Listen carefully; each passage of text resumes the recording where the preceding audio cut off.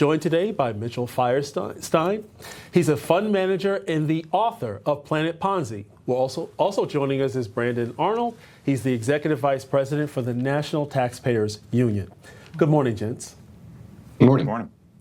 Well, we heard from John Lonsky, whether it's a detox, using the euphemism there, or a recession, to be not necessarily played out, but there's no avoiding it. We have to talk about the stock market really taking a hit yesterday. Many blaming the uncertainty around President Trump's tariff plan. You both heard what John said at the top of the show.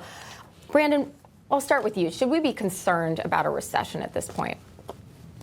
Well, it's probably a little too early to talk about recession, but I do think there are serious economic concerns. There's no way to sugarcoat what happened in the market recently.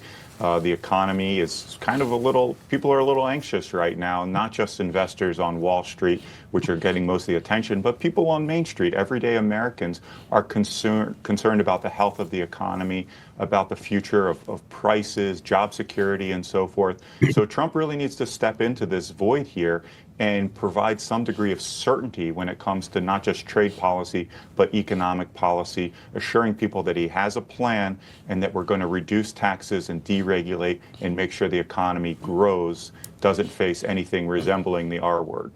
Yes. I agree with you, Brandon. He has to come out and not talk about tariffs, but talk about the optimism, talk about the policies, talk about the tax breaks on the supply side as well as the demand side. But Mitchell, let's break down the numbers, though, the signs that we are seeing in the market, specifically the T-bills, the 3-month compared to the 10-year. Can you break that down as far as what that is telling the markets?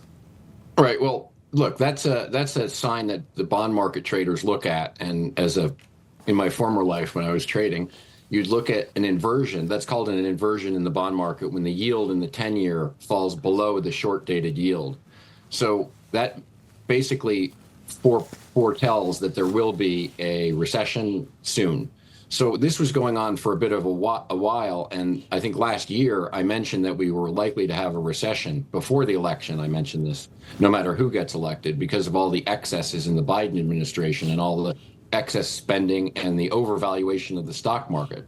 Because when all this money got printed, whether it was the Inflation Reduction Act or other stimulus through USAID, what happened is all that money ended up in the stock market. And I warned probably in July, I started warning about the valuations of the tech stocks and stocks like NVIDIA that were, reached a market cap of $4 trillion. And I couldn't figure out, how they're going to make profits. So obviously, if you look at the tech wreck that we had yesterday, you'll see the two biggest losers since December in their market peak were Tesla declining by 55%. Which really hurt investors to the tune of over $800 billion, and NVIDIA, which investors lost $1.1 trillion, bringing those Magnificent Seven stocks down by 20%. Now, the NASDAQ was down about 15%. A market correction is about anything over 10%. So we're beginning to have a bit of a correction, which was forecast by me last year. And it was obvious it had nothing to do with what Trump is doing or Trump's policies, which are right on track. He's only been in office a little bit over a month, so you have to give him a break. I mean, there's no chance that his policies could have impacted it that quick. And we can talk about tariffs if you like, because that's another detailed conversation. And I'm very, very pro on him using, getting placing America first rather than America last policy, which was the last administration. He just wants to level the playing field, which is fair enough, I think. Mm-hmm. Well, let's talk about tariffs. China not holding back, putting its own tariffs in place on U.S. imports like chicken, wheat, and soybeans, and Canada not taking the tariffs lying down either. Here's what Ontario Premier Doug Ford said yesterday. Canada won't back down. Today, we're moving forward with a 25% surcharge on electricity exports. For the 1.5 million American homes and businesses that Ontario powers, homes and businesses in Minnesota, Michigan, and New York. This surcharge will cost families and businesses in these states up to $400,000 each and every single day. On an average, this will add around $100 per month to the bills of hardworking Americans. Let me be clear. I will not hesitate to increase this charge. If necessary, if the United States escalates, I will not hesitate to shut the electricity off completely.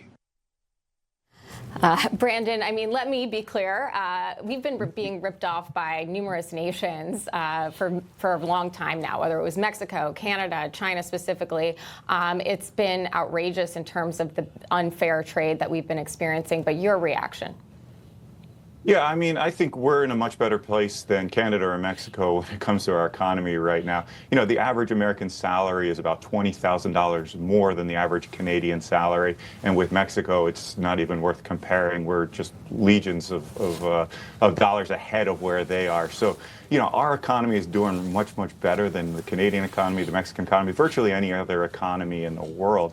So I'm not even sure we're being ripped off that much. Canada has protectionist policies, mostly targeted at dairy and other agriculture, lumber, and we should have broken those barriers down during USMCA. We should break them down now if we have that opportunity. But this large-scale trade war that's fought not just with Mexico and Canada, but also China and perhaps the EU, and on aluminum, steel, copper, other products, the reciprocal trades, it's just too much for the economy to bear. And I think that's what we're seeing in the stock market. But more importantly, that's what we're beginning to see with regard to consumer activity, consumer concerns about the future of the economy, which could have a much larger impact, certainly, than whatever takes place in the stock market.